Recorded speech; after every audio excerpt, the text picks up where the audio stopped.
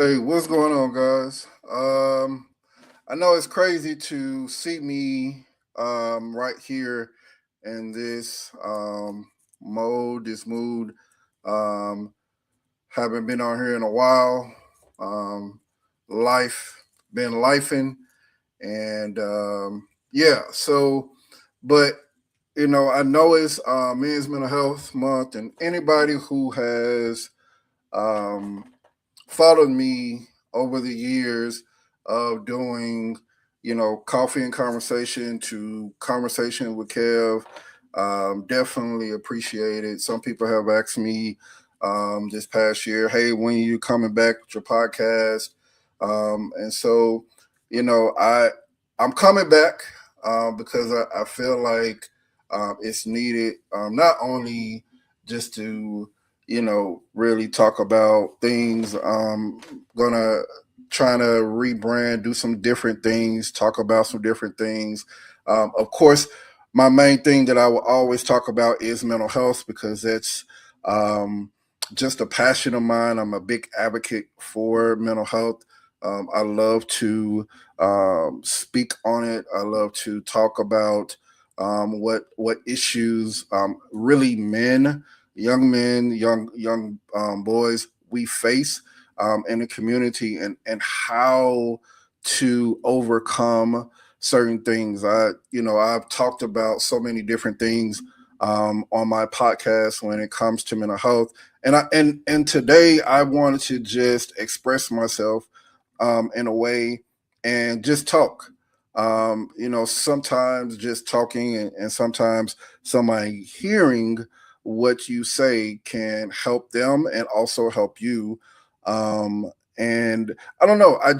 I wanted to come back because this was definitely a platform. This is definitely a place that was kind of a just piece for me, and I enjoy just being able to talk about different things and being able to listen to what other people say, the comments that people leave over time.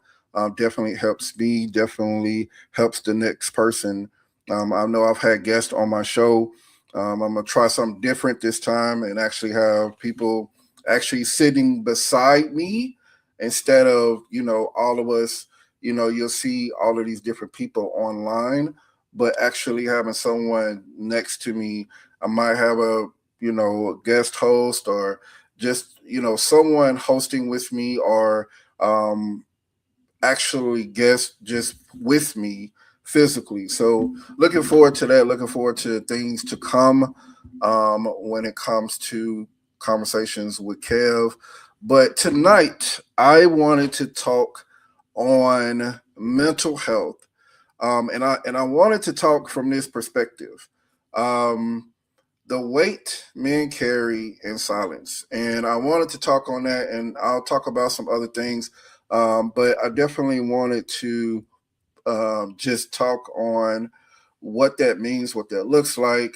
And maybe, somebody might chime in who's watching or chime in later. But the thing is that I've learned through doing this podcast is understanding that it's not about me. So I'm not looking for the likes. I'm not looking for, the glamour. I'm looking for, someone to just say, hey, Kev, I appreciate what you said.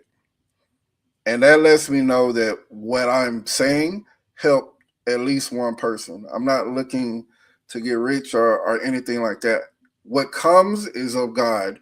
But I'm here to just talk about real life experiences, talk about genuine things that are close to me that I think would be good topics to discuss and really sit down and talk about it. Sometimes we need to talk about things that we're afraid to talk about, or we don't want to talk about, or we're afraid of the backlash. And sometimes we just got to talk about it and worry about all of the noise later, because at the end of the day, we have to be able to talk about these things. How can we be able to move past certain things if we don't talk about those things. And so tonight I wanted to talk about um, something particular, again, mental health. Men, since this is mental health month, and I wanted to just talk about how much it can affect you and how much it does affect men in our community, especially in the African American community, because we deal with so much, but just men overall, because men do deal with mental health. It's not, a one sided thing. But so I'll go on. So the weight men carry in silence.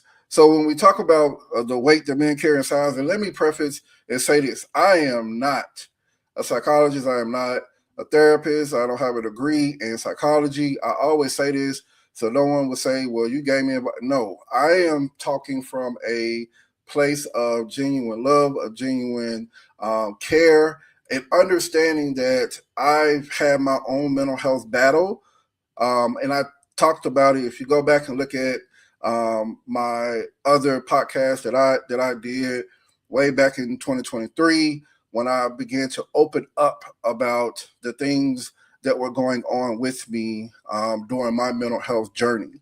And so when we talk about, I just want to say that, but when we talk about the weight of men and the silence that it carries, you talk about financial pressure, you talk about family responsibilities, we even look at ministry and leadership stress. You talk about military service and transition challenges, and then the emotional burden of always being the one that others depend on. So I got to talk about a couple of things. All right. So ministry and leadership stress. So those who don't know, I am a minister at my church, and one of the things that I remember, even before joining the church that I belong to now, I remember being a part of another church, um, and I felt burnout. I felt burnout because I felt that I had to do all these things. I felt that somebody wasn't doing them, I had to do them. I felt like at the end of the day, I had to do something to make myself feel like I was worthy enough, because as men, we feel like we have to do everything. We feel like we have to be the strong one. We feel like we have to be the one to take everything on. So the weight of everything is pushed and brought on to the man to feel like, hey, I can take this. And the more that you put on me, it's like putting a backpack on and putting brick by brick of everything that happens in your life, you're putting it on and you're saying to yourself, hey, I can carry that. Oh, I can carry that. Put another brick in a backpack. But understanding that when you go through things, and when we talk about ministry and leadership stress, and as I restart my podcast, I'm going to have guests in these specific things come on this year, and start talking about these things, because we need to talk about them. And so when you talk about leadership stress, I can understand that, because I'm a leader. Like, I'm a supervisor in my job right now, and it's stressful when everything's on you as a leader, and you're trying to help one person, but another person is feeling like they're being neglected. And how can you yourself not feel like, man, I'm trying to help this person, but I didn't get to help this person? There's not enough hours in a day for you to help everyone, especially if you have a large staff. I have like 30 some people on my staff. And it stresses me sometimes, because I go to work and I'm like, man, like, I wish that I can help everybody. I wish that I can be there for every single person. But the reality is that you can't. But for us as men, we feel like we have to, because that's how we grew up. That's how we were brought up in this world of that's ever changing. But the understanding that we are men, and we have to be the provider, we have to be the caretaker, we have to be the one that everyone can depend on. But I ask you this: who do you depend on? Who do you go to when you're going through things in your life? Who do you go to when the stresses of the world are on you from work? And a leader, and I can think of so many that I know have somebody in their lives that they go to for advice, for they go to just to pray with. But the understanding is that nobody, I mean nobody, can just deal with everything on their own. We all have to depend on somebody. So when we talk about ministry and we talk about leadership stress, I remember my pastor, and I've heard this a couple of times from a couple of pastors, saying, I still have a spiritual leader. I still have somebody that I go to because I myself need to be able to talk to somebody. So nobody can just say, "Hey, I'm good. I don't need nobody. I'm able to just deal with everything on my own." And I know that that is not true, because at the end of the day, we all gotta have somebody to go to. I'm not saying you gotta have this big circle, but what I'm saying is at the end of the day, we have to be able to find a close connection that can bring us to a point to where we're not being overloaded with other people's stress that we ourselves is not coming out. So one of the things that I always hear, and I know people have heard this before, like, how can I pour into you and I'm drained? How can I be able to give you what you need and I'm drained? So if I'm drained and but I have nothing pouring back in me, I'm empty. So how can I give to someone else when I'm already empty inside? And so we have to understand, and we have to be mature about those different things that we go through. Now, I want to talk on this because I can really speak on this from a point of view of military service and transition challenge. I remember I did 15 years in the military, Air Force Hood, and I was part. Um, I was in the military, and um, I was overseas for 15 years. I did 15 years overseas. I'm sorry, I did 10 years overseas. I did my last 5 in North Dakota. And military service is stressful. Back then, it was a lot. You got a 19-year-old kid coming from Memphis, Tennessee. You got a 19-year-old seeing the world for the first time, not understanding that there's a whole other world out there besides your your parameters of what you've been used to. And so I remember being in the military and just going through the challenges of the stress of being able to know that you had to pass your PT test to stay in. In the Air Force, we had to take tests to stay in. I remember when I first got in, I failed my first test as a E3, and I remember feeling like, man, I gotta pass this test, or I'm getting kicked out. And it was so much stress because I didn't want to look. Hear me. I did not want to look like a failure going back home to my family, to my mom, to my brother, and looking like, man, I couldn't even cut it. But I had to understand this, that sometimes there's stress, but how do we deal with that stress? And so how I dealt with it, I faced it head on. And was it stress? It was stress. But mentally, I had to figure out how I'm going to get through this. So I did index cards. I wrote down everything that I had to learn. Um, if you could see my actual, I would say that my all of my books, I had 5 volumes of books. They were a little bit bigger than this. If you can see this, and the understanding is that it was tough for me. It was very tough because I was trying to learn all this information within a certain amount of time. I had a certain window to be able to pass what I needed to pass. So understanding that no matter what I did, no matter what I said, I was going to get through this. And so I had someone, um, one of my friends, still one of my friends to this day. He's like a brother to me, Greg Burney. He said, "Bro, I got you."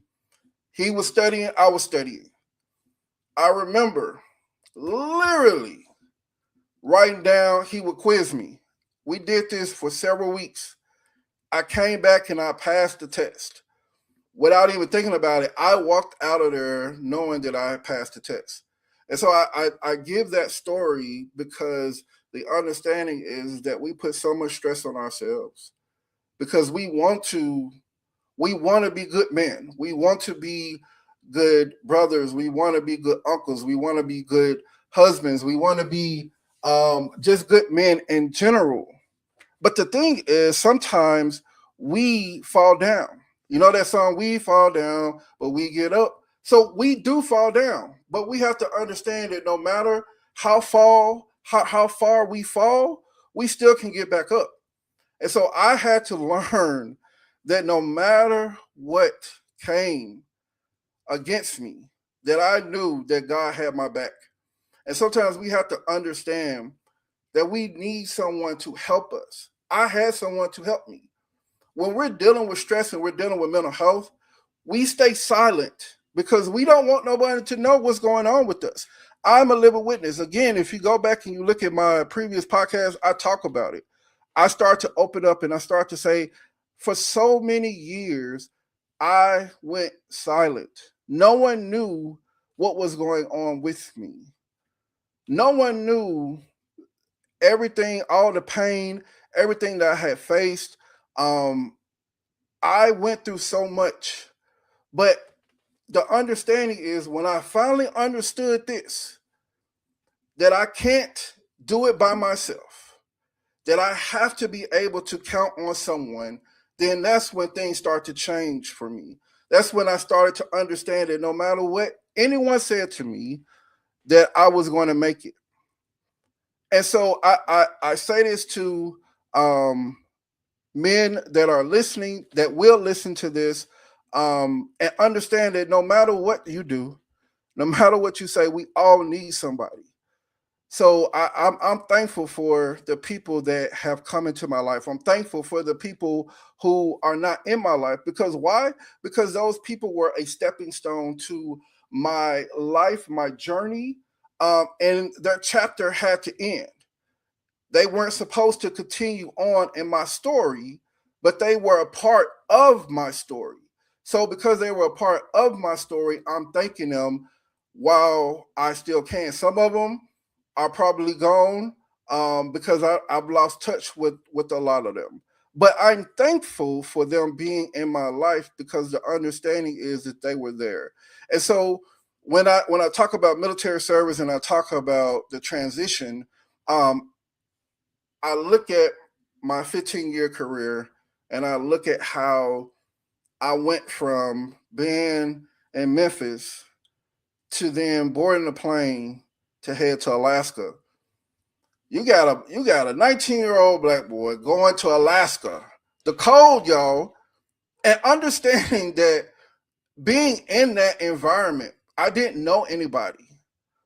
I hadn't driven in snow because if you're from Memphis, you know we stay inside. We don't go outside. We don't drive on that, and we don't get the snow that Alaska got. But understanding that different atmosphere, that a different setting, um, was the thing that catapulted me to where I am now, because that made me start to become a man, because I had to understand that I didn't have my mom or my brother there anymore. It was me doing everything that I needed to do on my own. It was me understanding that I had to go out and I had to get my own car. It was me becoming that man and understanding that, hey, Kevin, you're not a little boy anymore. And even though I did not really understand and see what it meant to be a man and what it looked like to be a man back then, I still got to have the opportunity to start to see what type of man I wanted to be myself. And so as I went through my 15-year career and I traveled from Alaska to Turkey, from Turkey to Japan, and then from Japan back to the States to North Dakota, that's when, life really started lifing for me, because who wants to be in North Dakota? All right. Anybody who knows, North Dakota is not it. I was there for 5 years.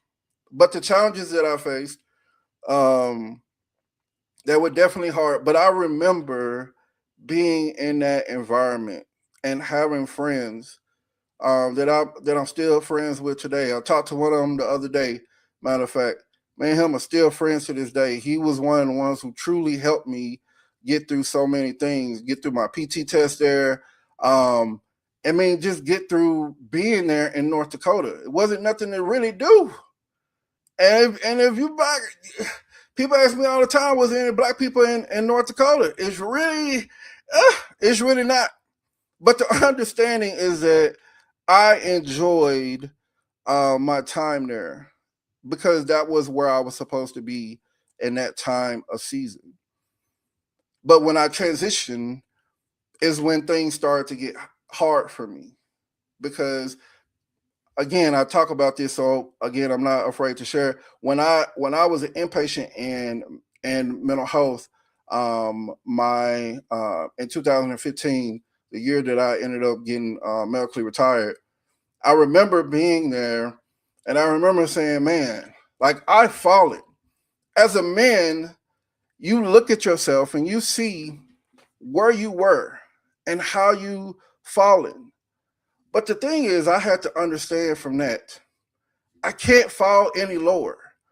And I had to learn that and understand that. And so when I began to understand and learn that, is when I began to say to myself, Kevin, you got to be able to maneuver through things and through life, because life is going to hit you, and you're going to have to be ready to fight and be ready to say it's okay if everything is not great sometimes. It's okay if you're not making it through what you need to make it through, but it's okay that at the end of the day that you stand back up and you live to fight another day. You know where I got that from, if you know that reference. But um the understanding is that no matter what, I made it through. And then I transitioned, and here we go. Transitioning from being in the military to becoming a civilian is hard. Especially, it depends on how long you've been in the military. I did 15 years. Me doing 15 years, 19 all the way till I got out at the age of 34. My whole 20s was spent in the military. I was going through a rough patch. Got out. I said, okay, cool. I said, man, my mom is, in Memphis. I was making all these plans. I was making all these plans. My mental was happy. I was charged. I was recharged after being discharged. I'm gonna say that again. I was recharged from being discharged. And I had to understand that no matter what, that man, I was to be able to be home close to my mom. Like that was one thing that I was looking forward to. After everything happened, I had talked to her. I remember talking to her, and we were just talking. And I remember when I was driving, because I had to figure out, was I coming to Dallas or was I going home to Memphis first. And I remember when I started driving to Dallas, and I was talking to my mom, and I was like, man, like I can't wait to go and pick you up. I can't wait to bring you to Dallas. I can't wait to do all this stuff. And I just remember the challenge of when her birthday came, we talked. I arrived here in Dallas, Texas, September 10th, 2015. And I remember that transition of I'm starting life back over. Retired, medically retired. I'm starting starting life all back over at the age of 34. I went in, did a career at the age of 19, started back over at the age of 34. And then I remember when I got here, talking to my mom, and I'm getting settled, trying to find a job. Found a job, and the first day of my job, I remember my brother calling me and telling me, "Mom passed." And that's when my whole shift of my mental stability started, because I started to ask myself this: why me? And I know people ask themselves this question a lot: why me? I never got to see my mom in 2015. She passed away September 24th, 2025. I'm sorry, 2015. She passed away September 24th, 2015. And I just remember going through that ordeal, and I wasn't good. Mentally, I was not good. And I think that started my journey, because I after that happened, it was just a revolving circle of things that were happening. That my great aunt who raised my mom, we stayed in her house. She passed the next year. She was 95. The very next year in 2017, my dad, he got diagnosed with stage 4 cancer. The very next year, 2018, he passed. And so my mental was not good. But I thank God. I thank God. I can shout right now. I thank God for keeping me. I thank God for restoring me. I thank God for the people that He surrounded me with. I'm not on here to preach, but again, that's, hey, take how you take it. But I appreciate how God orchestrated the people around me, how God put people in my life that He knew would help me through this journey. They came in different chapters, but they came with a purpose. They came with a sort of a plan to be able to fit in and say, "I got you, bro. I got you in this chapter." And some people didn't stay because it was their chapter ended. They might have came in chapter 5, and they stayed to chapter 7. Somebody else came in chapter 7 and stayed to chapter 10. But the understanding is that they came and they're part of my story.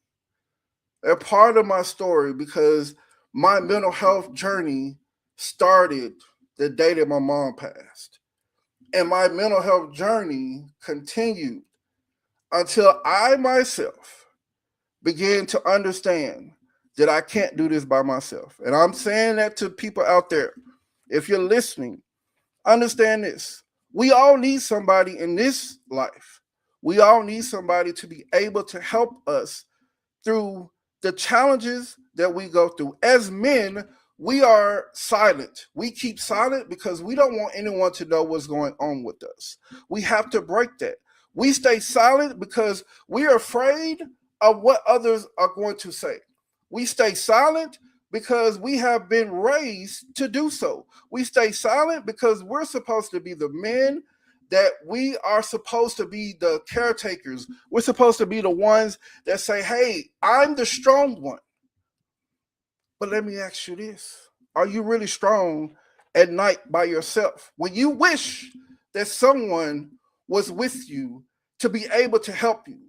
That you got a phone call to say, "Bro, I'm struggling." That you got a phone call to say, "Hey, someone told me to check on you because I felt like you were going through something. Something told me to text you to say that you're not in this by yourself. Something told me to say that I got you. Like I'm your brother. If you say that you're my brother, show it. Don't just say it, but show it." But the understanding that no matter what, and going through all of this, that I felt like I didn't have anybody at the time. And that can be a lonely place. for someone who just lost their mom and their dad within 3 years. That could be a lonely place for someone who is transitioning out of the military and thinking, man, I already had this plan. And I always say this because I heard this a long time ago from the older people. The funniest joke that you can tell to God is your plans. The funniest joke that you can tell to God is your plans, because your plans don't line up with his plan. And sometimes we have to be able to be still and listen, that sometimes that his voice is telling us, hey, you're probably going to be upset. You're probably going to lash out.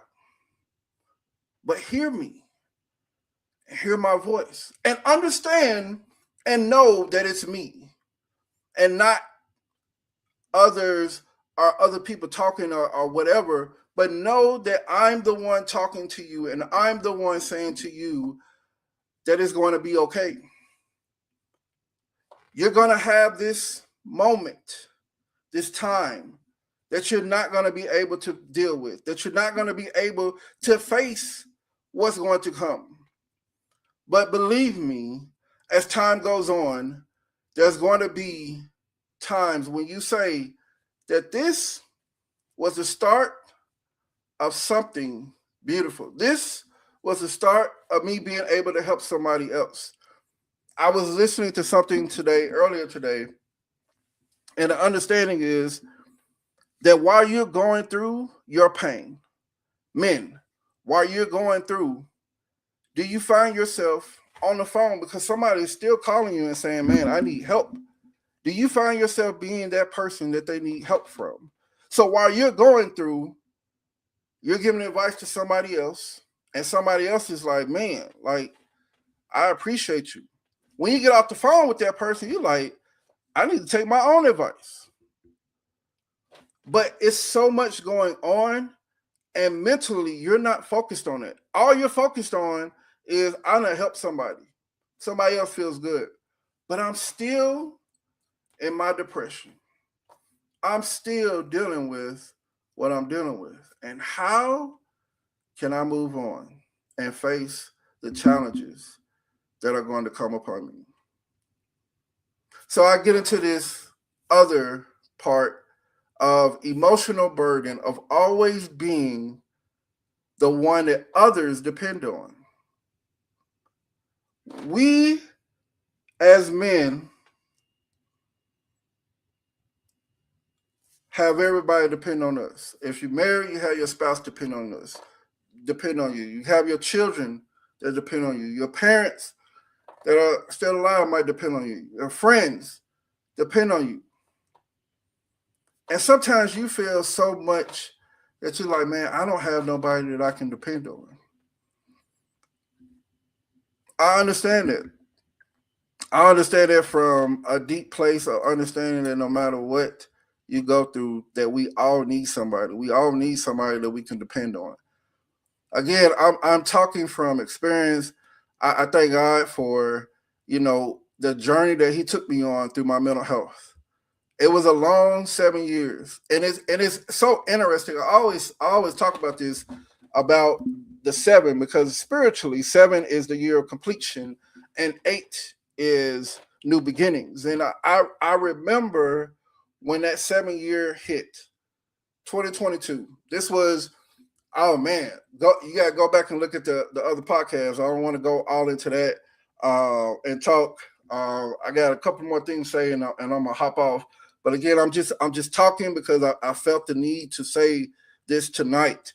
But 2022 ended my mental health journey, and it wasn't one day I just woke up and say, "Oh, well, it's 7 years. I'm gonna stop now, and I'm gonna just mask everything because it's 7 years is complete." No, God had to take me through 7 years of just pain and understanding that I needed someone, that I needed people to help me and come in.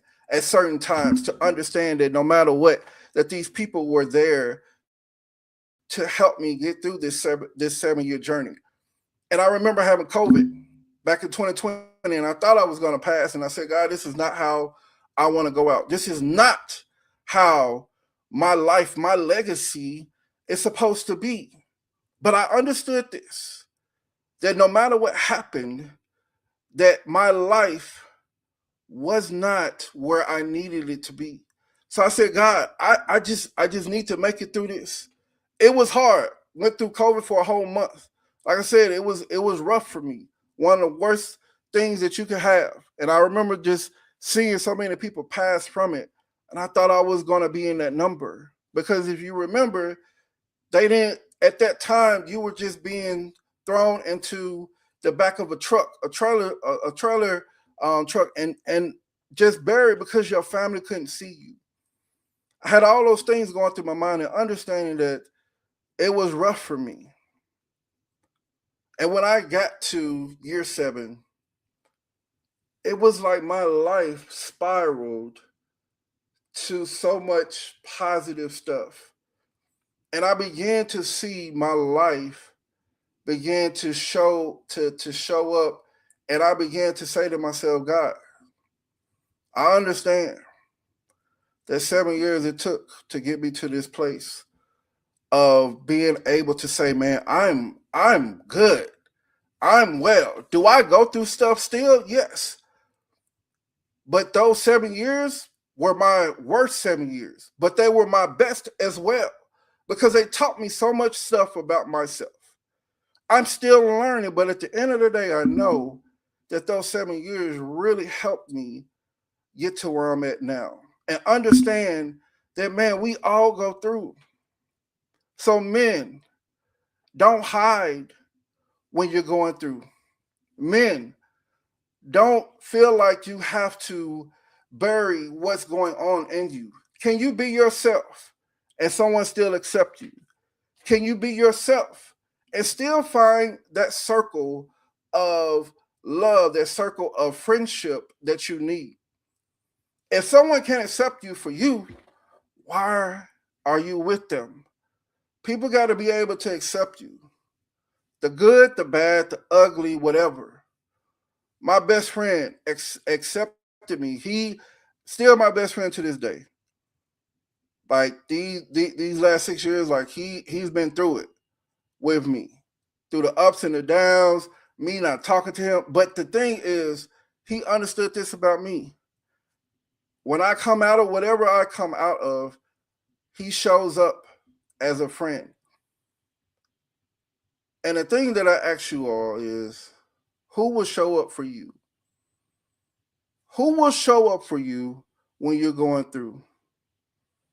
Who will show up for you when you just all of a sudden something happened and you need to call somebody? You can always call on God. I will always say that. You can always call on God. But physically, who will you be able to call on? You could probably call your pastor. You could probably call, a family member. But as men that deal with men situations and men problems, who can you call on? If you can think of at least one or two people, you're good. If you can't think of nobody because you're thinking, I don't know if they will really help me, and I don't know if I really want to share what's going on with me, then change your circle. Change who you're around because those people are not going to be the people for you. And so you have to understand that no matter what, the people that are for you are going to be there. They're going to support you. They're going to be there. They're going to be able to give you advice, whether it's, stuff that you want to hear or don't want to hear. But they're going to be your real friends. And they're going to hold you and they're going to be there and walk with you. One of the pastors at my church, I told him, I texted him yesterday and I said, man, like, I remember, I was talking about this. I remember seeing him on a video that went viral with his son. And I remember just being flabbergasted when I went to the church and I'm sitting there and I look up and it's him. And I'm like, this is crazy. Your video went viral, never knew you went to this church. End up talking to him, and he became a mentor to me. He became someone that I looked up to. When I went through my mental health battle, he was right there. I remember when I was at the VA and they admitted me at the VA for a couple of days because I was going through. I'm telling you, mental health is mental health, and we got to talk about it. Can't be ashamed. But I remember just being there. He walked in the room with another pastor from the church. Tears started coming down my eyes because I said, oh my God, the pastor done seen me in the crazy house. That's how I felt at the time. And I remember the psychiatrist said, I said, I'm not staying. I'm good. He said, can you leave the room for a minute? I still remember the conversation. Doctor left. He was like, hey, what you mean you good? You can't be good if you're here. We need to get you the help that you need. So I was like, no, I'm good. If I just go with y'all and they release me to y'all, I'm gonna be good. He was like, no, I need you to stay. I need you to work on you. I was like, man, I'm good. Nope, I'm good. So he was like, you sure you good? I said, yep. So there, I thought, man, I'm about to go home. I'm about to get out of this. Boy, was I wrong. The doc came back in. He said, the doc said, so what are we going to do? Am I going to release him to y'all or he staying? Man, pastor said, he's staying. When I tell you, woo, I was upset. I was so upset. I was upset at him, that pastor. But if he's watching, he already know. We've had this conversation a long, long time ago. I talked to him. I told him this whole story, but I appreciate him because to this day, even while he's going through what he's going through, he still showed up for me. He still has shown up for me as a mentor, as a pastor in my life, the one who has really helped me since I've been in Dallas these last 10 years. And so I tell people this story because you're not alone. Men, you're not alone. Someone is there. Someone wants to help. Someone is waiting in the back. Somebody is waiting on the side. You just got to say, I need to help. Oftentimes we get so caught up in the fact of worried about what other people are going to say that we can't even fathom that at least one person is here to help us. We get so caught up with society saying that mental health and that you're crazy and you don't need to emotions. You don't need to show your emotions and all this. And I always go back to this: Jesus Christ, so why can't I? Why can't I show emotion? We get to this emotional intelligence and we say to ourselves, oh, well, I'm not going to cry or I'm not going to do this. Not saying that you got to cry in front of the whole world. I've done it on here by just happenstance because I never planned to do that. But it's okay to cry in private, but it's not okay to hide everything in private and think, oh, I'm going to cry, I'm going to do this in private. And when I say private, no one. But understanding that sometimes, yes, you have to do stuff in private and go to your praying closet, your private place with God. Understand that. What I'm saying is, when it comes to being that person that says, I don't want to tell nobody what's going on with me because somebody's going to judge me. Who cares? Is this person your savior? Is this person the person that's going to save your life? No.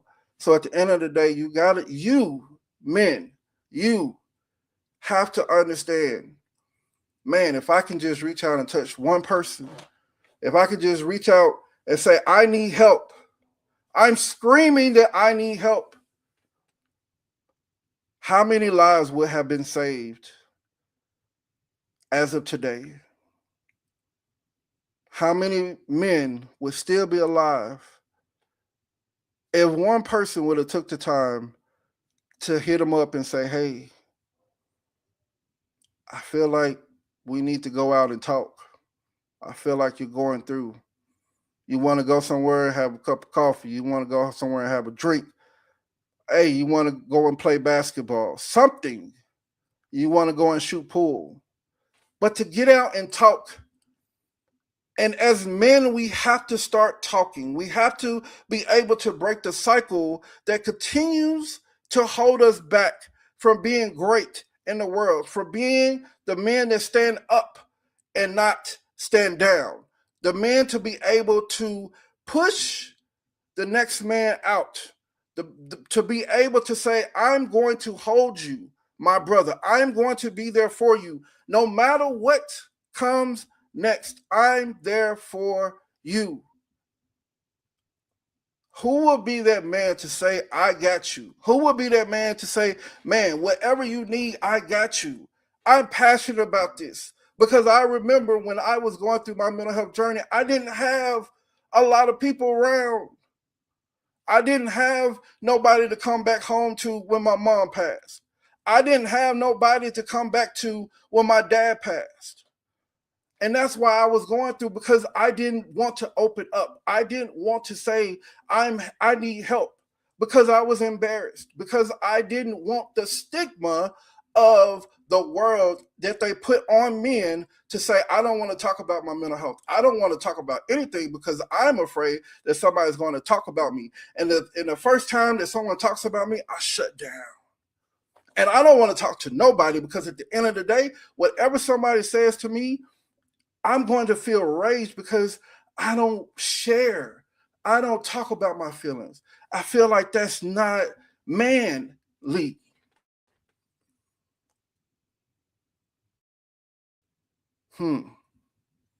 I was that same guy that didn't want to open up. 7 years. That didn't want to face the things that I faced. 7 years. That didn't realize that there are brothers out there that are not going to judge you. There are brothers out there that want to hold you up, that want to see you fight because you're a good brother, that want to see you fight because you have kids that are depending on you. They want to see you fight because there is somebody waiting on you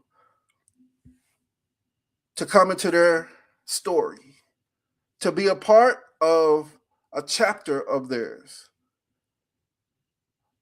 But when you take yourself out in the mental health part, how can you be a part of their story? How can you help the next person?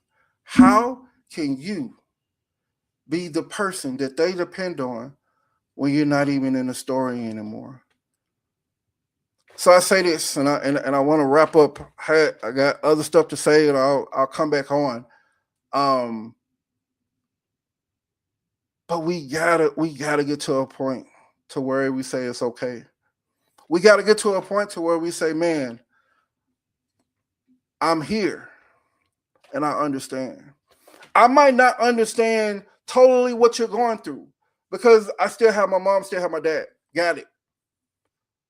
But I understand the mental health. I understand not wanting to talk to nobody, not trusting people, not trusting another man because another man is going to look at me as being weak.